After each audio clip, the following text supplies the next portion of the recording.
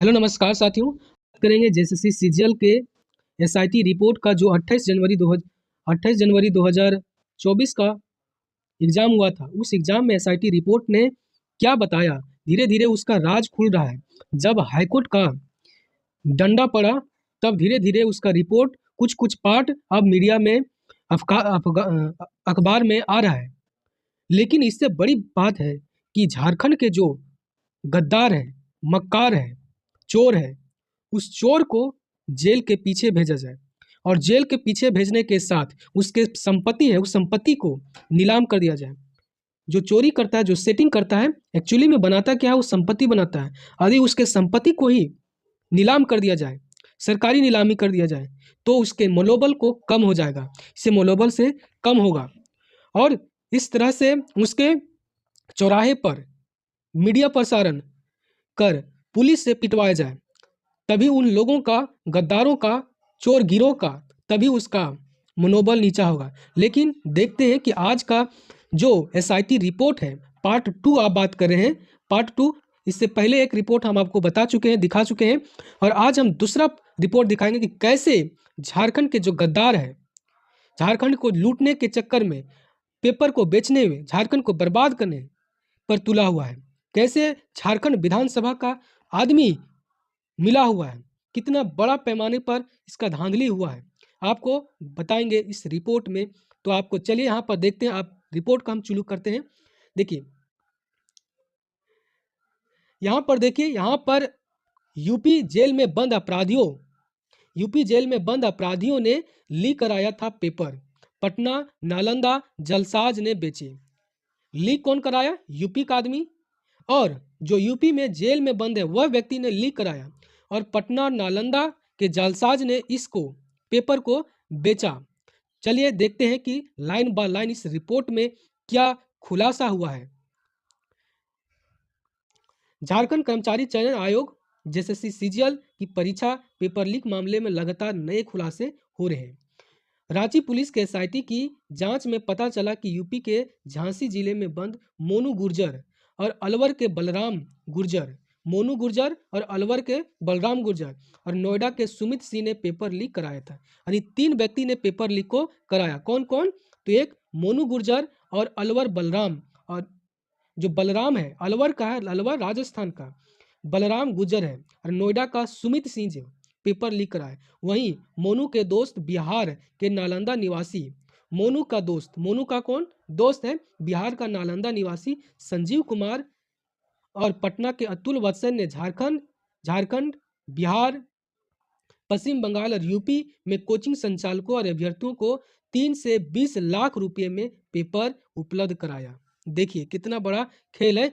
3 से 20 लाख में यह जो पेपर है वह उपलब्ध कराया। तो इसमें झारखंड के कुछ कोचिंग संचालक, झारखंड, बिहार के, बंगाल के और यूपी के भी कोचिंग संचालक हैं।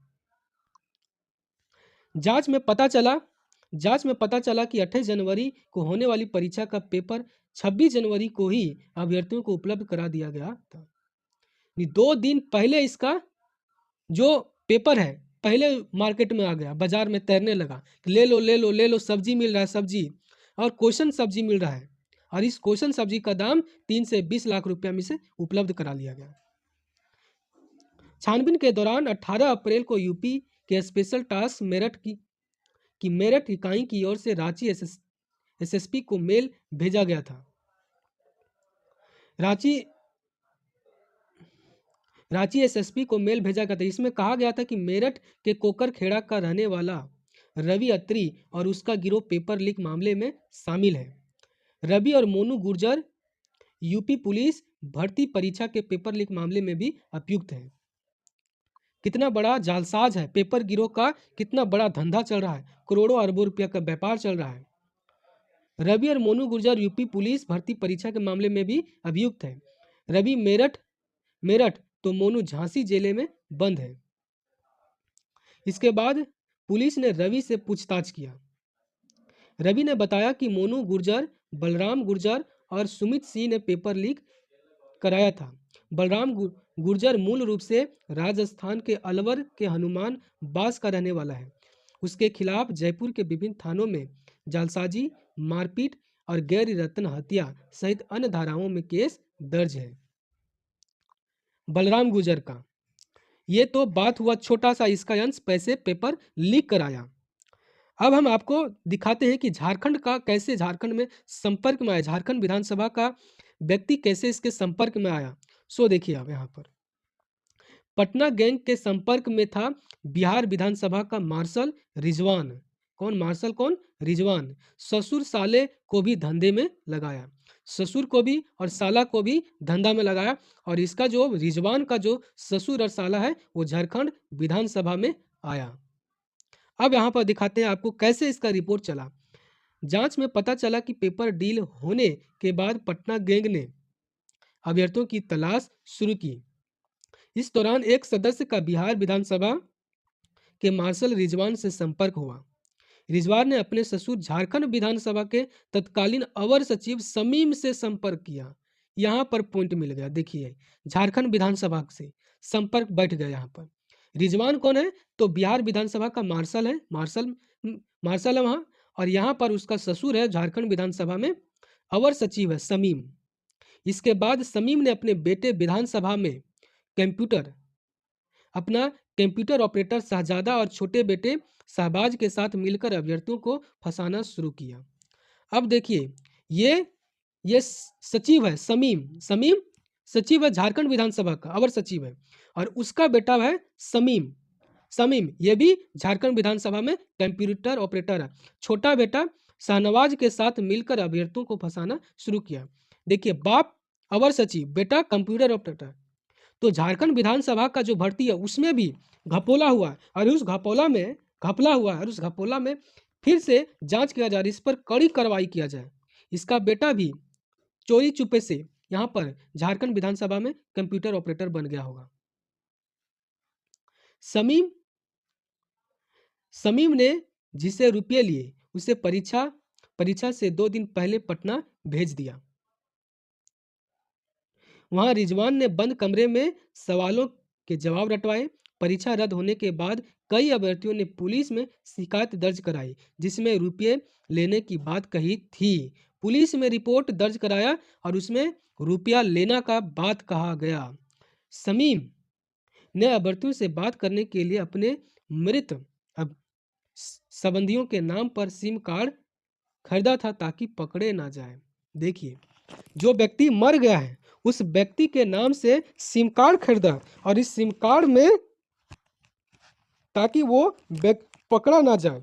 चोर इतना बड़ा चोर है कि ताकि वो पकड़ा, ये भी डर है कि हम कहीं पकड़े ना जाए। चलिए आगे आपको रिपोर्ट को हम बताते हैं, आगे रिपोर्ट में क्या है।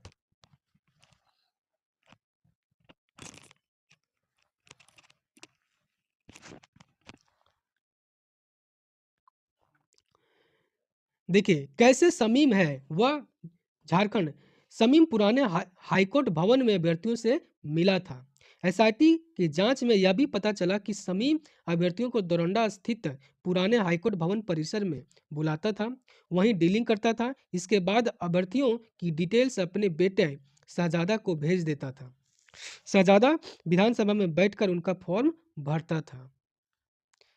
3 झारखंड, एक तो रिजवान आ गया बिहार विधानसभा का, रिजवान बिहार विधानसभा का आ गया और समीम आ गया झारखंड विधानसभा का और इसका बेटा जो है शहजादा झारखंड विधानसभा का कंप्यूटर ऑपरेटर। अब दूसरा आपको पहलू बताते हैं, ऐसे खुला राज। कैसे खुला राज, चलिए देखते हैं कैसे कैसे राज खुला। ऐसे खुला राज, पेपर लीक हुआ तो जालसाजों ने ही जेएसएससी के वेबसाइट पर डाल दिया। जब पेपर खुलासा हो गया, पेपर लीक हुआ तो जालसाज वही जेएसएससी के वेबसाइट पर डाल दिया। एसआईटी की जांच रिपोर्ट में कहा गया कि पेपर लीक में शामिल बिहार के लखीसराय के निवासी टोला निवासी अभिषेक राज अपने दोस्त को परीक्षा दिलाने के लिए बोकारो सेक्टर 4 आया था। परीक्षा देकर लौटने के बाद उसके दोस्त ने बताया कि पेपर लीक हो गया है। चूंकि गिरोह ने बड़े पैमाने पर एसएससी सीजीएल के पेपर बेचे थे, बड़े पैमाने पर बेचा था, ऐसे में अभ्यर्थियों पैसे वापस करने का दबाव न बनाए, इसलिए उसने उसी समय जेएसएससी की वेबसाइट पर हस्तलिखित प्रश्न पत्र और उत्तर अपलोड कर दिया ताकि परीक्षा रद्द हो जाए। खुद कर दिया।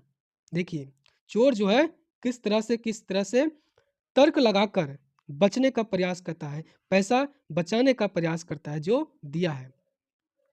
इसलिए उसने जेएसएससी के वेबसाइट पर खुद हस्तलिखित उस पर अपलोड कर दिया। अब ताकि परीक्षा रद्द हो जाए। गलती से इसके साथ गलती क्या हो गया कि गलती से पेपर के साथ उसके दोस्त का बैंक डॉक्यूमेंट भी अपलोड हो गया।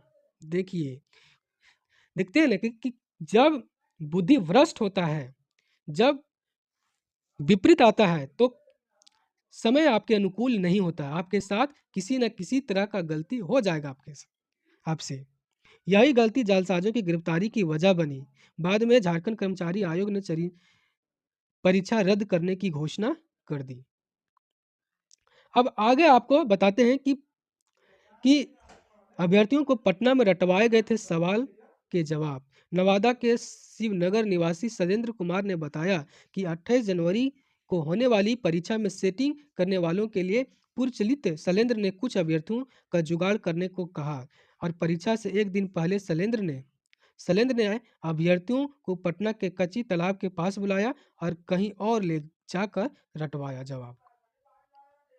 अब आगे बताते हैं कि सितंबर में दोबारा परीक्षा में पेपर लीक सबूत एसआईटी को सौंप दिया गया। जैसे सीजीएल की परीक्षा में हुई परीक्षा रद्द करने के बाद यही परीक्षा 21 से 22 सितंबर राज्य को 823 केंद्रों पर ली गई। इसमें भी पेपर समेत कई गड़बड़ियां सामने आई। फिर हाईकोर्ट ने रिजल्ट पर रोक लगा दी। इस मामले में शनिवार को अभ्यर्थियों ने एसआईटी को सबूत सौंपे। इसमें 6 मोबाइल फोन भी है। इसमें व्हाट्सएप चैट, आंसर की, टेलीग्राम आदि जारी की।